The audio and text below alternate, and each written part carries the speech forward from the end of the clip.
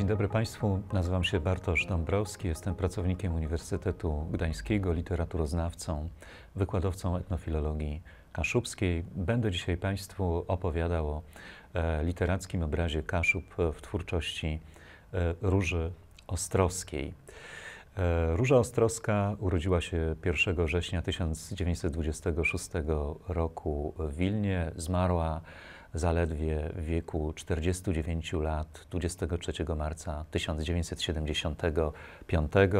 Była związana w swoim życiu z 3 miejscami.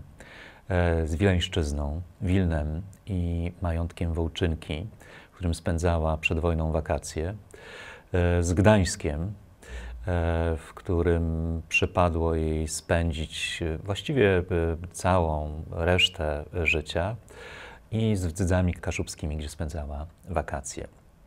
3 sposoby przedstawiania literackich obrazów Kaszub.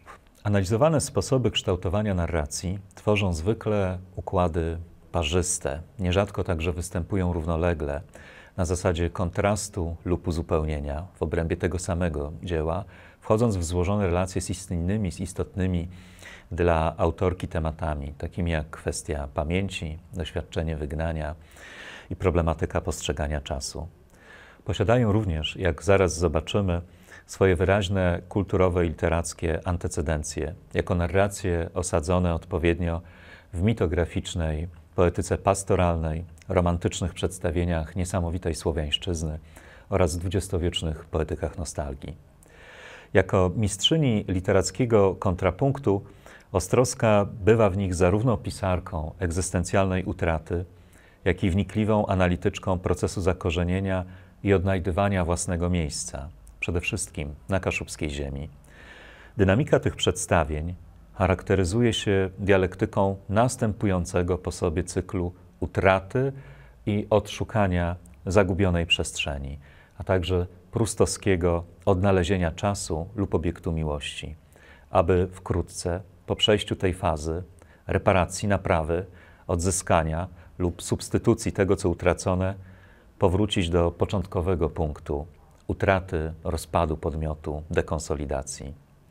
3 poetyki obrazowania Kaszub zdają się być podporządkowane tej logice bliskiej modalności pracy żałoby, w porządku przenikania się trybu idylicznego, pastoralnego, powrotów niesamowitego, takiego freudowskiego unheimlich, i realistycznej nostalgii krytycznej. Później wytłumaczę znaczenie tego terminu. Pomimo tego, że pojęta geograficznie i kulturowo Kaszubszczyzna odgrywa zasadniczą rolę w 2 najważniejszych dziełach Róży Ostrowskiej, to jest w powieści Wyspa z roku 1960 oraz w nieukończonym i wydanym pośmiertnie w 1977 roku fragmencie prozatorskim zatytułowanym Mój czas osobny, to jednak warto również przypomnieć, gdyż kwestia ta ma pewne znaczenie dla literackiego sposobu budowania przedstawienia Kaszub, że przez długi czas wspomniane utwory nie były najważniejszym powodem, dla którego nazwisko pisarki utożsamiano z kaszubskim regionalizmem. W powszechnej świadomości związek autorki z kulturą kaszubską wiązał się przede wszystkim z publikacją Bedekera Kaszubskiego z 1962 roku, encyklopedycznego słownika opracowanego wspólnie Izabelą Trojanowską, przewodnika żywo przyjętego przez ówczesnych czytelników, działaczy kaszubskich i przedstawicieli pomorskiego środowiska literackiego.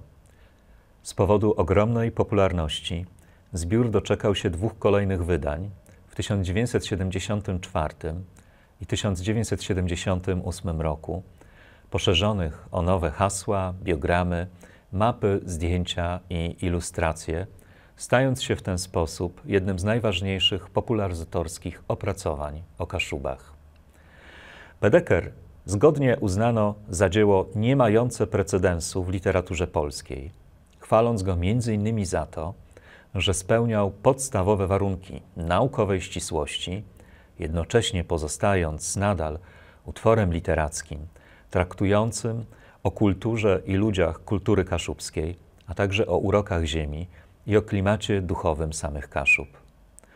Szczególna popularność Bedekera wynikała z tej przyczyny, że był on niezwykle udanym przedsięwzięciem literackim, przemawiającym do odbiorców zarówno treścią, jak i walorami języka artystycznego, a zwłaszcza charakterem swojej wielobarwnej opowieści, stylizowanej na sylwiczną narrację dawnych romantycznych Bedekerów. Sposób prowadzenia narracji, połączony z zamiłowaniem autorek do przywoływania opisów, anegdot, legend, portretów i ciekawostek, sprawił, że Bedeker czytano z dużą przyjemnością, niczym odmianę dawnych opisów podróży, słowników encyklopedii i itinerariuszy. Sposób budowania obrazu Kaszub przypominał z tego powodu formę swobodnej, ale zarazem niezwykle spójnej, gawędowej wędrówki po kulturalno-geograficznej mapie regionu, a także imaginacyjnej podróży prowadzonej przez jego przyrodę i historię, a także wśród ludzi i ich obyczajów. Bedeker był odzwierciedleniem spotkania ze stopniowo odkrywanym i emocjonalnie przyswajanym przez autorkę terytorium. W przypadku Ostrowskiej forma zbioru była także odbiciem bliskiej jej strategii pisarskiej, opartej na kreowaniu obrazu regionu geograficznego jako fizjograficznej i zarazem mentalnej mapy składającej się z odwołań topograficznych, portretów ludzi, elementów kolorytu lokalnego, pamięci o zdarzeniach historycznych oraz aluzji kulturowych. W Bedekerze odnaleźć można ukryte gesty zbierania i gromadzenia wiedzy o przestrzeniach, które okoliczności społecznej władza zdawały się skazywać na niebyt lub marginalizację. Oczywiście Kaszuby były, jak Państwo doskonale wiecie, w polityce PRL-owskiej marginalizowane. Głębokie przejęcie pisarki zmuszonej po wojnie do opuszczenia ukochanego Wilna krajobrazem i kulturą Kaszub wynikało bowiem, jak to po prustowsku ujęła Izabela Trojanowska, ze szczególnego rodzaju przywiązania pisarki do pełnej uroku strony wdzyckiej. Ostrowska odkryła w tym zakątku Kaszub pejzaże oraz wspólnoty przypominające utraconą Wileńszczyznę, która zawsze w większej mierze była dla niej okolicą mikroskopijnych Wołczynek, folwarku położonego na obrzeżach prowincji, w pobliżu Lidy i niewielkich Wasiliszek, gdzie przed wojną co roku spędzała wakacje, niż samego Wilna, które nieodmiennie portretowała jako miasto gorzkich doświadczeń rodzinnych i osobistych. Obcowanie z Kaszubami odtwarzało w jakiejś mierze wzorzec wyniesiony z przeszłości. Od drugiej połowy lat 50. aż do swojej przedwczesnej śmierci autorka spędzała regularnie wakacje i urlopy w Dzydzach Kiszewskich, położonych malowniczo nad brzegiem największego kaszubskiego jeziora. Początkowo goszcząc w domu hawciarki Władysławy Wiśniewskiej, ostatniej uczennicy Teodory Gulgowskiej, a następnie w chacie sióstr bliźniaczek Anny Ostrowskiej i Heleny Knut. I tutaj może kilka obrazów. Róża Ostrowska na tle kaszubskiej heczy.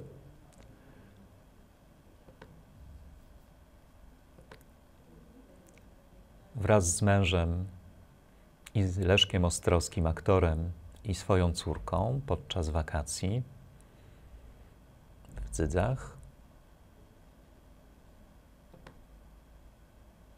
Róża Ostrowska wraz z Anną Ostrowską i Heleną Knut. Oto zdjęcie heczy, już dzisiaj nieistniejącej, która była właśnie azylem i refugium autorki. I wreszcie Róża Ostrowska w samej heczy, w miejscu, które uwielbiała najbardziej i do którego uciekała z Gdańska, zwłaszcza u schyłku lat 60., kiedy dotknęły ją represje polityczne. Tu z kolei zdjęcie Róży Ostrowskiej w jej mieszkaniu we Wrzeszczu. Wraz z upływem czasu Ich skromna drewniana hecz stała się dla pisarki drugim domostwem, a później, gdy siostry przeprowadziły się do innego budynku, rodzajem schronienia, w którym ukrywała się przed licznymi kłopotami, także tymi spowodowanymi dysydencką działalnością polityczną, stając się głównym miejscem zamieszkania przez długie miesiące w roku. W tym miejscu warto wspomnieć o zwłaszcza dwóch takich bardzo silnych wystąpieniach Róży Ostrowskiej politycznych. Pierwsze miało miejsce w 1956 roku podczas polskiego października, kiedy występowała ona na wiecu politycznym w Politechnice Gdańskiej, gdzie bardzo ostro wypowiadała się przeciwko obecności wojsk radzieckich w Polsce, co było wówczas aktem wyjątkowej odwagi. Drugim takim gestem wyjątkowej odwagi było jej wystąpienie, jej list otwarty, który napisała w 1968 roku w trakcie rozpętanej przez Władysława Gomułkę i partię kampanii antysemickiej. Ona po prostu się jej przeciwstawiła i z tego powodu straciła pracę, przestała piastować funkcję kierownika literackiego Teatru Wybrzeże. Właściwie od tego momentu zaczęła się jej inwigilacja przez Służbę Bezpieczeństwa i otrzymała także tak zwany wilczy bilet, nie mogła nigdzie się zatrudnić.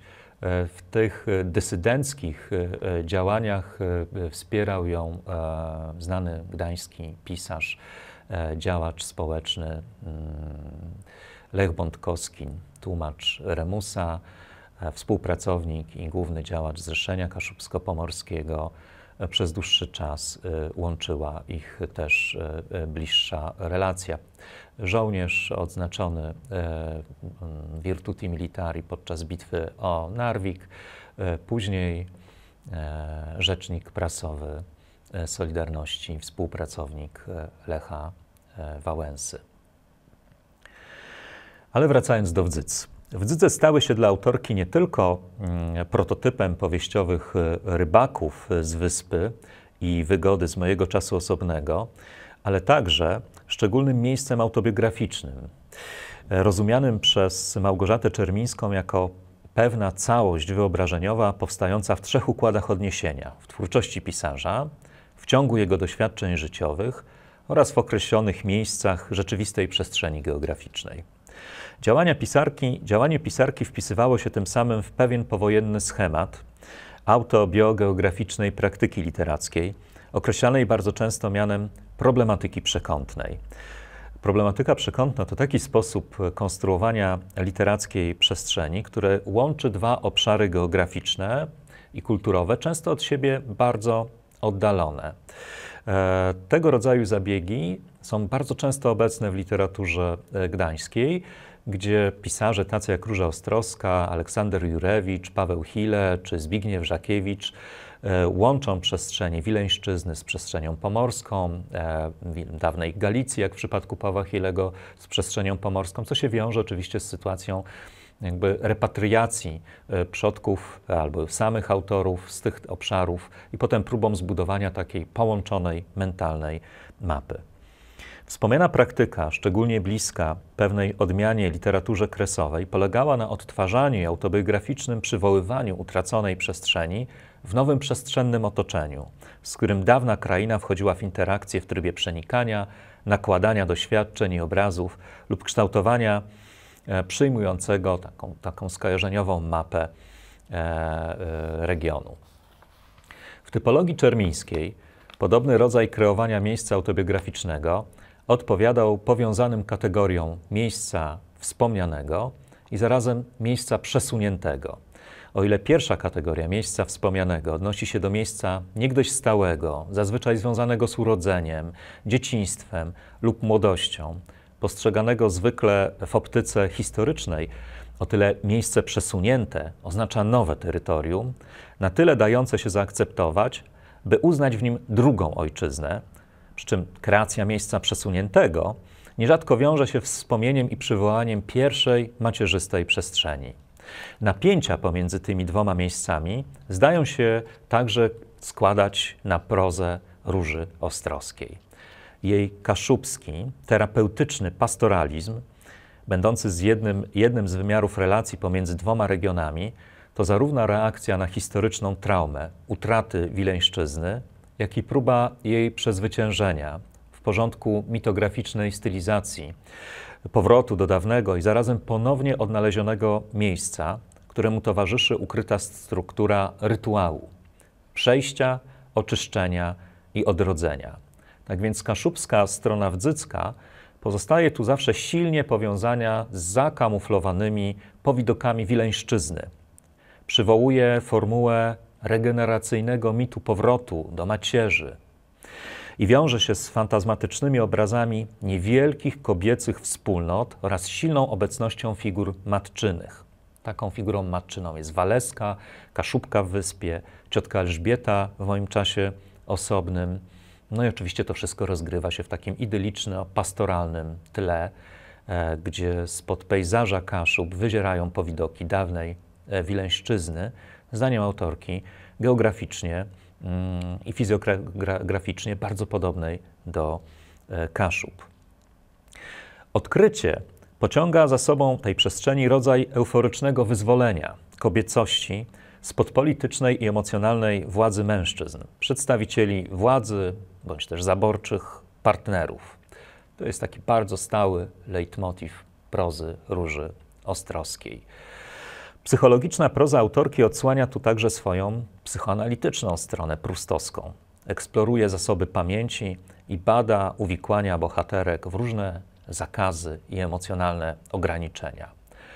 Powroty tego, co zostało zniszczone i wyparte przez historię i odgórnie zadekretowaną przez PRL polityczną amnezję. W latach 60. bezpośrednie przywoływanie wileńskiego rodowodu było bowiem surowo zakazane. Nie wolno było w ogóle wymienić nazwy Wilno w prozie czy gdziekolwiek. Posiadają jednak także swoją taką nocną, widmową stronę.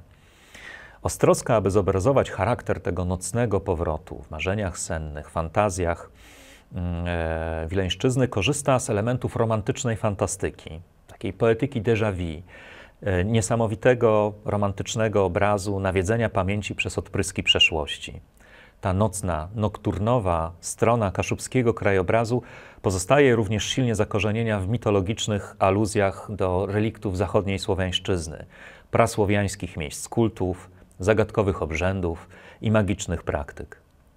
Wyparte terytorium to także zapoznany, enigmatyczny kontynent samej siebie, stłumionych potrzeb, własnej seksualności, danej często jako taka połać aluzji boginicznych kultów matki, które metaforyzują tutaj siły nieograniczonej społecznie kobiecej siły i energii twórczej. Wreszcie zdarzenie idylicznego miejsca wspomnianego z realiami współczesnych Kaszub, zwłaszcza z ich ekologiczną degradacją podczas gierkowskiej prosperity i stopniowym zanikaniem Kaszubszczyzny, ukazuje proces umiejscowienia przeszłości w miejscu przesuniętym jako działanie niemożliwe i z góry skazane na porażkę.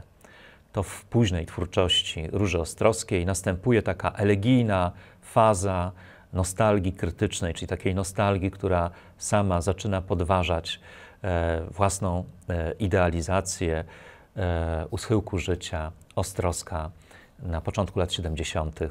dokumentuje bolesny rozpad obrazów przeszłości, współczesnego kaszubskiego refugium oraz także samej formy powieściowej. Jej ostatnia powieść jest taką szczególną powieścią, nieco jakby się rozpadającą. Więc powrót do przedwojennych Wołczynek w ostatniej powieści Mój czas osobny przez opisy kaszubskiej wygody jest takim powrotem pełnym egzystencjalnego rozczarowania, ale także goryczy wieku dojrzałego. Teraz kilka słów o kaszubskim pastoralizmie, czyli pewnym sposobie przedstawiania Kaszub w twórczości ostrowskiej. Pastoralny tryb przedstawiania Kaszubszczyzny z pełną mocą przejawia się w Wyspie.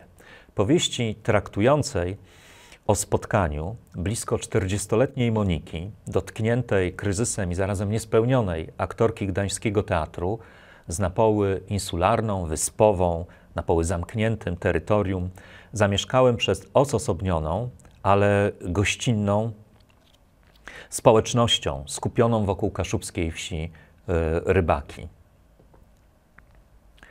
Podróż na Kaszuby ma pełnić rolę swoistej rekonwalescencji dla osoby dotkniętej depresyjną goryczą i wypaleniem sił życiowych. To także terapeutyczna i nieświadoma próba przełamania egzystencjalnego impasu osoby trawionej przez osobliwą i nie dającą się ustalić melancholijną przypadłość, której źródło, jak możemy się domyślać, tkwi w poczuciu utraty i wygnania, nie tylko z postradanej na zawsze krainy dzieciństwa, ale także porzucenia swojej tożsamości.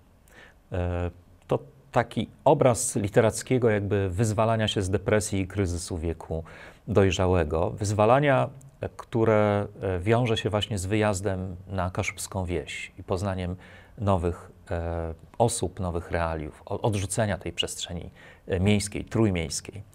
W opisach odnowicielskiej, ożywczej podróży do nowych krajobrazów i nowej wspólnoty Ostrowska zdaje się świadomie czerpać z tradycyjnych zasobów przedstawiania przestrzeni wiejskiej, rustykalnej, usytuowanej po stronie natury, portretując niewielkie, archaiczne mniejszości, opartych na relacjach przenikniętych autentycznością i bliskością. To są wspólnoty żyjące zgodnie z pierwotnymi cyklami przyrody oraz zanurzone w odmiennym upływie czasu i w rytmach innej czasowości. Na prawie ustalonego przez konwencję kontrastu kaszubskie rybaki oddziela głębokie, tektoniczne pęknięcie od metropolitalnej przestrzeni miejskiej i wielkomiejskiego teatru życia codziennego, świata kompromisów politycznych i dusznej gomułkowskiej atmosfery małej stabilizacji, którą obrazują nieudane próby wystawienia przez Różę jej partnera, trochę przemocowego, odwilżowej sztuki politycznej zatytułowanej Kłamstwo. Ta typowa dla takich regeneracyjnych przedstawień pastoralnych cezura, bariera wymaga swoistego rytuału przejścia i oczyszczenia, które w powieści obrazuje motyw mitycznego przewoźnika, unoszącego zapadającą w sen Monikę podczas podróży do rybaków, pierwszej podróży do rybaków, oraz wiąże się z takim nagłym wybuchem oczyszczającej choroby, połączonej z majakami, taką fazą jakby swoistego delirium. Więc od samego początku jesteśmy w takiej przestrzeni ni to rzeczywistości, ni to mitu, ni to snu. Główna bohaterka, udając się do rybaków, jest przewożona przez takiego mitycznego Charona przez taflę jeziora i kiedy tylko dociera do Heczy, natychmiast zapada w chorobę, dzięki której ma się jakby oczyścić.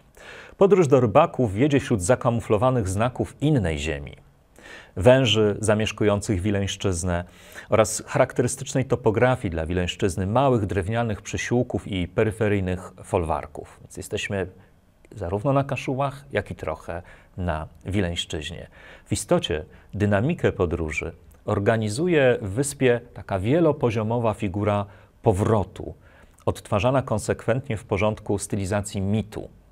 Przewoźnik upiera się na przykład, że bohaterka już dawniej z całą pewnością odwiedziła rybaki. Jest też powrót narracyjny. Ukształtowanie tego tekstu przyjmuje strukturę przywoływanych w pamięci powielonych powrotów do wioski, w trakcie których, tak jak w słynnej Sylwii Gérarda de Nerval, narratorka raz pamiętuje podczas podróży pociągiem, podróży, która po raz kolejny, niczym w ruchu po kolistym okręgu, mają zaprowadzić do rybaków. To jest w ogóle bardzo ciekawa opowieść, bo autorka, opowiadając o powrotach do rybaków, opowiada o takiej scenie, kiedy siedzi w pociągu i do tych rybaków jedzie.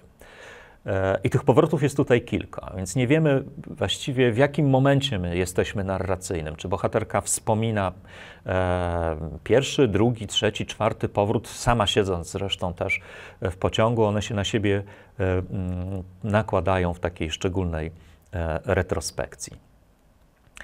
Podobny rodzaj krążenia odtwarza ukrytą wyspę strukturę mityczną, jako taką formułę zabezpieczającą wewnętrzny świat przed chaosem historii. No i oczywiście odnosi się także do takiej próby nieustannej powtarzania, próby przepracowania żałoby po utracie Wileńszczyzny, no i jest próbą też powrotu do samej siebie. Wiąże się z odkryciem innego czasu wewnętrznego, który to czas można odkryć właśnie na Kaszubach poprzez kontakty z kobietami, ale też nawiązanie ponownie kontaktu z własnym ciałem i własną seksualnością. Nie bez powodu główną rolę w tym procesie narratorka przypisze właścicielce Heczy, kaszubskiej gospodyni i opiekunce jej pobytu, Waleskiej. Waleska jako młoda, samotna kobieta wychowująca dawniej samodzielnie syna, który mieszka już poza rybakami, staje się nieświadomą przewodniczką i towarzyszką w drodze wewnętrznego przeistoczenia się Moniki. Przypada jej tym samym stereotypowa do pewnego stopnia rola autochtonicznego innego, który pozwala odzyskać równowagę przybyszowi z kulturowego centrum. Ostrowska unika jednak pułapek takiej pastoralnej egzotyzacji Kaszubszczyzny. Kładzie raczej nacisk na taką kobiecą etykę gościnności i solidarności dwóch bohaterek. One się po prostu bardzo głęboko zaprzyjaźniają. Każda z nich łamie i przekracza dzielące je kulturowo-społeczne granice, co symbolizuje inicjalna scena, w której Waleska usuwa siekierą próg dzielący zamieszkałe przez bohaterki izby. No jest spotkanie w gruncie rzeczy, można powiedzieć, dwóch światów. Kaszubskiej, samotnej, wychowującej syna matki, bez wykształcenia, no i aktorki trójmiejskiej, z wileńskim rodowodem, wykształconej i też intelektualnie bardzo wyrafinowanej. Więc tworzy się tutaj silna relacja przyjaźni, zażyłości i swoistego rówieśniczego siostrzeństwa. Wspólne wyprawy na ryby i do lasu, nocne nagie kąpiele w jeziorze, wzajemne zwierzenia, które także podejmują tematy związane z własnym ciałem i seksualnością, rozgrywają się w świecie niemal pozbawionym mężczyzn lub w poetyce takiego pastoralnego, wiejskiego, odwróconego romansu. Bo podczas tego pobytu Monika wchodzi w relację ze znacznie młodszym od siebie kaszubskim chłopcem, który jest siostrzeńcem Waleskiej, takim młodym efebem. Z reguły w tych historiach pastoralnych jest tak, że to starszy mężczyzna albo mężczyzna dojrzały przyjeżdża do jakiejś takiej przestrzeni właśnie idylicznej, wiejskiej i tam nawiązuje relacje z kobietą, a tutaj Ostrowska, o wiele młodszą od siebie oczywiście, a tutaj Ostrowska odwraca tę rolę. Proces zakorzeniania w nowej przestrzeni, krajobrazie i kaszubskiej rodzinie rozgrywa się właśnie w porządku relacji tworzonych przez te dwie kobiety. To jest jakby swoisty czas kobiecy, tak jak pisała o tym filozofka francuska Julia Kristeva. Przywołanie zresztą takich feministycznych analiz Kristewej w kontekście pastoralizmu pisarstwa Ostrowskiej ma źródło w kilku powodach, częściowo odnotowanych także przez bardzo wielu komentatorów jakby twórczości Ostrowskiej. Przede wszystkim wynika ona ze sposobu literackiego przedstawiania przez autorkę Wyspy różnych form przeżywania czasu, ale wiąże się również z kilkoma innymi ważnymi podobieństwami, wśród których istotną rolę odgrywają problemy związane z odkrywaniem zapoznanych aspektów płci, seksualności i depresji właśnie. Julia Kristeva jest taką autorką, która właśnie podejmuje relacje pomiędzy problematyką depresji i pisania, kobiecego pisania, zwłaszcza w kontekście twórczości Marcela Prousta, ulubionego pisarza Róży Ostrowskiej.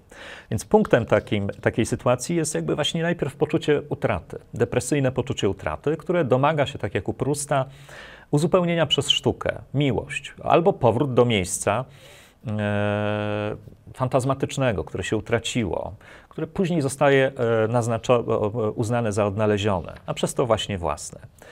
Dlatego właśnie potraktowanie przez Ostrowską własnego wygnania jako pewnej sytuacji egzystencjalnej, dającego o sobie znać świadomości wywłaszczenia z języka i z własnego czasu osobnego, idzie w jej prozie w parze z obecną tutaj taką dynamiką przywoływania przyszłości typową dla żałoby. To jest tak, że uzmysławiamy sobie, czytając Wyspę, że Ostrowska przez całe swoje życie traktowała się trochę jako osoba wygnana z pewnego terenu i to wygnanie leczyła tą żałobę po utracie Wileńszczyzny, właśnie usiłowała zaleczyć na terenie Kaszub. I wiąże się to z odkryciem nowego czasu. No i oczywiście tutaj mamy do czynienia z nazwiskiem Prousta, autora W poszukiwaniu straconego czasu, który też odkrywa taki inny czas, prawda? Inny czas, który nie jest związany z takim upływem, tylko właśnie z pewną formą restytucji. No w ogóle jest ciekawe, bo czas i sposób postrzegania czasu jest elementem szerszej systemowej władzy, która bardzo często jakby wyklucza doświadczenia kobiet czy mniejszości, grup etnicznych, takich jak Kaszubi, narzucając im sposób przeżywania czasowości w sposób taki charakterystyczny dla ideologii kapitalistycznych, liberalnych, tak, lub także socjalistycznych, gdzie ten czas musi zostać po prostu jakoś produktywnie wykorzystany. Więc modelowanie postrzegania czasu, które nas także współcześnie dotyczy, to też forma sprawowania władzy, po prostu powiązana z takimi też i etnicznymi hierarchiami, często genderowymi, która idzie w parze ze zjawiskiem jakby takiej aneksji i odebrania nam własnego sposobu postrzegania czasu. Mamy postrzegać czas w pewien określony sposób.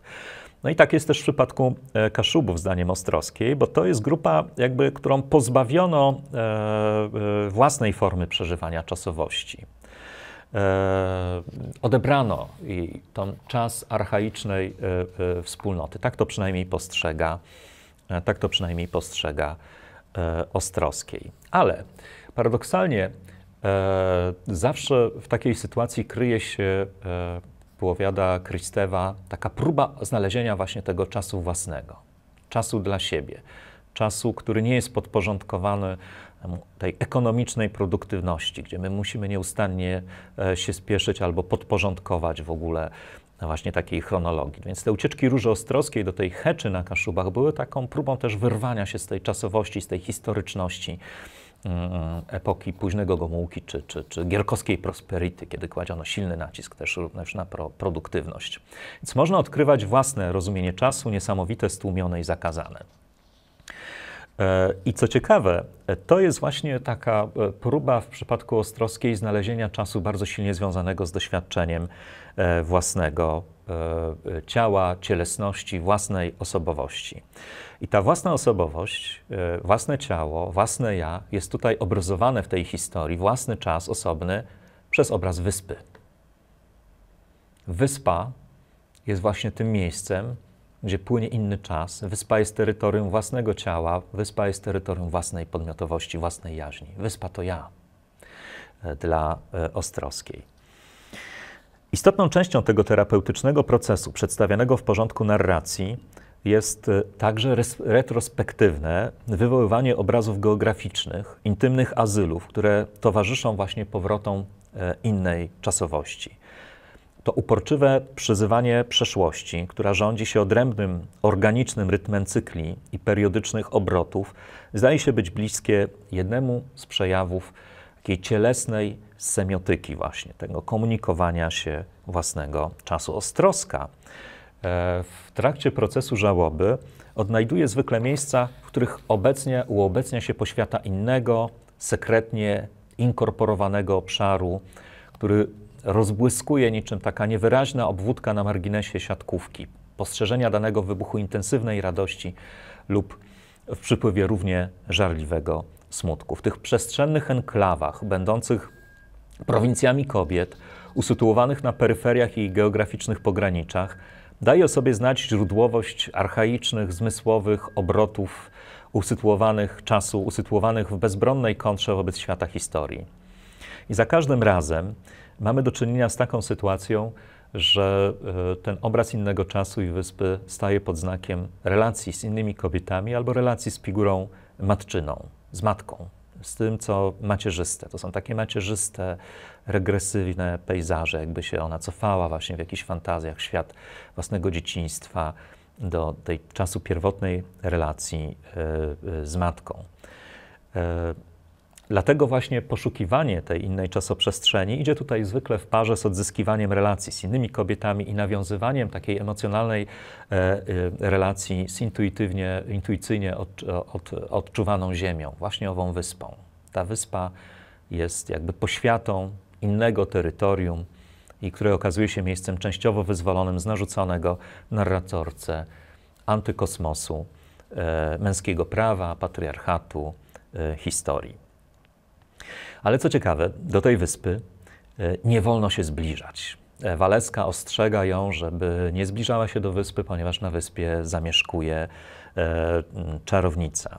Więc wyspa jest w tej historii miejscem jakiegoś zapomnianego, magicznego, pogańskiego kultu, który to w ogóle kulty pogańskie i magiczne wyspie też odpowiadają prawdopodobnie za zdumiewającą nieobecność w powieści porządku katolickiej obrzędowości, kościoła, nabożeństw i modlitw. Tego w wyspie i w portretach Kaszubszczyzny u Ostrowskiej o dziwo w ogóle nie ma. Tak jakby Ostrowska wymazywała inne pokłady czasowości i religijności.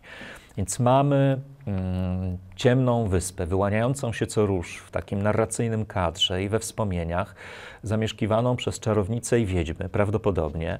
Zamieszkuje ją kobieta, która jest widziana tylko raz, gdy nocą zbiera zioła i która właściwie stanowi taki rodzaj sobowtórowego odbicia samej bohaterki. Wyspa jest obarczona metaforyką zaklętego kręgu i stanowi źródło tych wszystkich narracyjnych powrotów do rybaków, swoistego zwielokrotnienia narracyjnego, bo jakbyśmy mieli takie poczucie, jakby za każdym razem narratorka wracała do rybaków, żeby zgłębić tajemnicę tej niedostępnej wyspy. Ale wyspa jest także niepokojąca.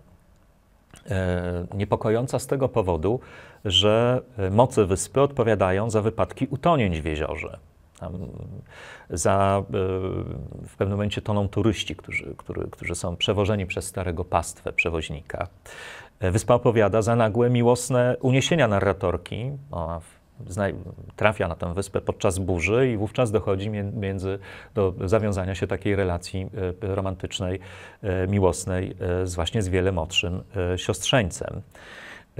Wreszcie wyspa odpowiada, ale tu nie będę zdradzał, jak to wygląda, za finałową komplikację tej historii. To jest taka niezwykle narracyjne rozwiązanie, w którym w finale poznajemy dziwne nieporozumienie pomiędzy Moniką i dwoma mężczyznami, którzy o nią zabiegają, tym byłym partnerem z Gdańska i tym młodym poznanym. Jak się to rozwiązuje, zdradzać nie będę, ale to właśnie w dużej mierze wyspa plącze tutaj losy bohaterki.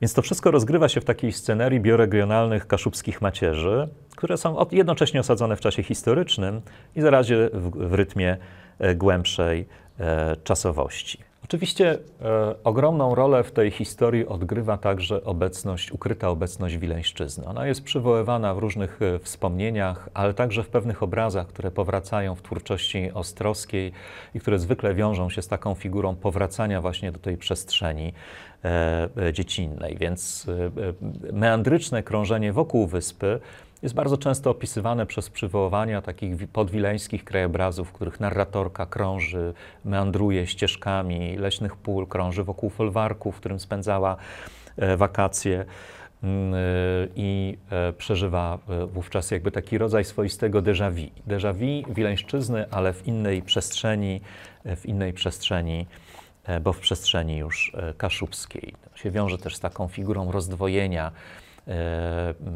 obecności tej narratorki. Ona z jednej strony jest tu i teraz na Kaszubach, a z drugiej strony wydaje się być pogrążona właśnie w innym czasie dzieciństwa i w takim fantazmatycznym rojeniu. I ten spiralny ruch krążenia wokół wyspy jest w pewnej mierze taką też opowieścią o takim spiralnym krążeniu wokół tej krainy zapoznanego dzieciństwa. Tak więc narratorka krąży wokół wyspy, powraca do rybaków, jest cały czas wpisana w porządek magicznego, zaklętego kręgu. Wyspa kończy się kolejnym powrotem i w gruncie rzeczy mamy też takie poczucie, nie do końca jasne, że być może w wyspie Ostrowska przywołuje kaszubski motyw zmarłej duszy, która powraca do miejsca urodzenia, nawet nieświadoma tego, że zmarła. Więc taka głęboka struktura w tej historii też jest obecna. Trochę inaczej jest w ostatniej powieści, w moim czasie osobnym, który jest takim werystyczno-realistycznym przenicowaniem obrazów kaszubskiej idylii z wyspy. W powieściowym debiucie, czyli w Wyspie, ostrowskiej ta niewielka wspólnota rybaków zdaje się być zanurzona w takim przednowoczesnym, solennym czasie, przenikniętym zgodnym sąsiedztwem, brakiem konfliktów i archaicznym kultem ziemi. Tymczasem w drugiej powieści mamy do czynienia z sytuacją zupełnie inną. Mój czas osobny stawia możliwość odnalezienia siebie pod znakiem zapytania. Przede wszystkim ze względu na krytyczny obraz współczesnych Kaszub początku lat 70. Ostrowska ujmuje opis wygody, miejsca akcji tej powieści, w takiej modalnej ramie rodzinnego konfliktu kaszubskiej rodziny Ochecz. I ten konflikt jest wynikiem gierkowskiej prosperity i rosnących aspiracji jej mieszkańców, które jednocześnie pociągają za sobą erozję samej kaszubskości i jej tradycyjnych wartości. Ten gierkowski kapitalizm i towarzysząca mu industrializacja regionu stopniowo niszczą idyliczną enklawę pozostałościami po porzuconych budowach, melioracyjnych przekopach, no i oczywiście bezwładnej i pozbawionej jakiegokolwiek ładu estetyce. Pisarka w moim czasie osobnym z niezwykłą samoświadomością akcentuje rozmaite wymiary ekologicznej katastrofy, jaka stopniowo spowija kaszubski krajobraz. Obniżenie wód gruntowych, zanieczyszczenie rzek i wysychanie potoków, wycinanie lasów i pojawienie się hałaśliwych ośrodków wypoczynkowych, które skutkują hałasem i zaśmieceniem okolicy, a jednocześnie wiążą się z rywalizacją o działki i domostwa. Więc ta krytyczna taka dekonstrukcja, rozbiórka kaszubskiej idylii pociąga za sobą także zmianę w przedstawieniu bohaterów. Tym razem w groteskowy sposób. Więc pijaństwo Alojza, jednego z bohaterów wyspy, zostało potraktowane jako wyraz jego niespełnionej miłości do Waleskiej. Tymczasem pijaństwo mężczyzn, głównie Kaszubów, w moim czasie osobnym jest już tylko alkoholizmem, pociągającym za sobą konflikty i zadrażnienia. Wyspa była powieścią romantyzującą kaszubskie obyczaje i wierzenia. Nieukończone dzieło, czyli mój czas osobny, ukazuje Kaszuby niekiedy w krzywym zwierciadle. W tej sytuacji to miejsce przesunięte, o którym wspominałem wcześniej, które ma łączyć Wileńszczyznę i Kaszuby, traci swoją moc i na mocy kontrastu ulega stopniowemu wyparciu przez kresowe miejsce wspomniane. Więc o ile w pierwszej powieści Ostrowska na Kaszubach odkrywała Wileńszczyznę, o tyle w powieści ostatniej, w moim czasie osobnym, ta postępująca ekologiczna katastrofa z jej perspektywy Kaszub powoduje, że ona coraz częściej pamięcią wraca do kresowych Wołczynek i do Wileńszczyzny. Powieść się rozpina na takich dwóch planach. Współczesnej Kaszubszczyzny i tego, co było przedtem, w ostatnich tygodniach sierpnia 1939 roku, kiedy to ostatnie wakacje Ostrowska spędzała w Wołczynkach. W trakcie wielokrotnych prób powracania do tej przeszłości dojrzała narratorka próbuje także odkryć samą siebie, zaprzeszłą, osobliwie potencjalną dziewczynkę, niczym poczwarkę przed osiągnięciem imago. Taką dziewczynkę zawieszoną na progu wejścia w czas i historię, zwłaszcza w chwili odkrycia własnej cielesności. W tej powieści bardzo często pojawia się taka scena, którą ona wielokrotnie opracowuje, wielokrotnie do niej powraca, samej siebie stojącej na ścieżce ogrodu w kresowych Wołczynkach. I ona wówczas dotyka gołą stopą piasku ścieżki i ma takie poczucie, że odkryła wreszcie siebie, swoją cielesność. To taki moment przebudzenia własnego ja. Ale te momenty przebudzenia własnego ja związane z kresami bardzo często, zwykle są przerywane przez obraz współczesnych Kaszub, kiedy ta główna bohaterka przenosi się do teraźniejszości. I te fragmenty kaszubskie przynoszą perspektywie dojrzałej, częściowo zgorzkniałej kobiety, która już nie potrafi nawiązać kontaktu z przeszłością, a także samą sobą. Ta poetyka rozdwojenia i kontrapunktu w moim czasie osobnym nadaje tej narracji znamion autotematyzmu, to znaczy takiego pisania powieści o pisaniu powieści, bo główna narratorka jest pisarką i chce to doświadczenie zapisać. W jakiejś mierze ostatni utwór Ostrowskiej, nieukończony, pozostaje właśnie powieścią o próbie napisania powieści o powrocie do Wileńszczyzny. No to się oczywiście nie udało, tak jakby nie był już on możliwy, jakby nie było możliwe pogodzenie tych dwóch struktur mitu. Zachowany konspekt mojego czasu osobnego, Ostrowska napisała około 150 stron tej powieści, ale wiele jej jeszcze zostało, pozwala przypuszczać, że ta autoironia tekstu będzie dokumentować dalszy stopniowy rozpad tego miejsca i jego ostatecznej utraty. I ta postępująca jakby taka entropia, rozpadanie się obrazu będzie się tutaj uobecniać, miało się tutaj obecniać w dwóch planach. Więc miała być związana ze stratą Wołczynek, do którego weszli, do tego przedwojennego domu, w którym ona spędzała swoje wakacje, do którego w połowie września 1939 roku weszli bolszewicy, a na drugim planie kaszubskim rozpadu kaszubskiej wspólnoty skupionej wokół Heczy. I ona kruszy się właśnie pod wpływem tego konfliktu o działki, o domostwo, w tle takiej katastrofy i zniszczenia krajobrazu, tego idylicznego, rustykalnego krajobrazu Kaszub, spowodowanego przez przyspieszoną industrializację. Co więc pozostaje bohaterce Ostrowskiej w moim czasie osobnym? Właściwie to, co pozostaje po tych dwóch kataklizmach, rozpadzie Wileńszczyzny i rozpadzie Kaszubszczyzny w jej oczach, tym, co pozostaje, może być już tylko czas. Czas osobny, czas wspominania i czas przywoływania tych ewokacji w literaturze. Należy żałować, że Ostrowska nie ukończyła tej powieści, co było oczywiście związane z jej tragiczną, przedwczesną śmiercią w wieku lat 49, a później z zapoznaniem jej twórczości, na wskutek oczywiście PRL-owskiej cenzury, dla której Ostrowska była po prostu twórczynią zakazaną, której odprzywoływać nie można było. Ale dziś współcześnie mamy takie poczucie, że twórczość Józy Ostrowskiej ma swój drugi czas i zdajemy sobie coraz bardziej sprawę z tego, że była jedną z najwybitniejszych pisarek polskich XX wieku. Dziękuję Państwu.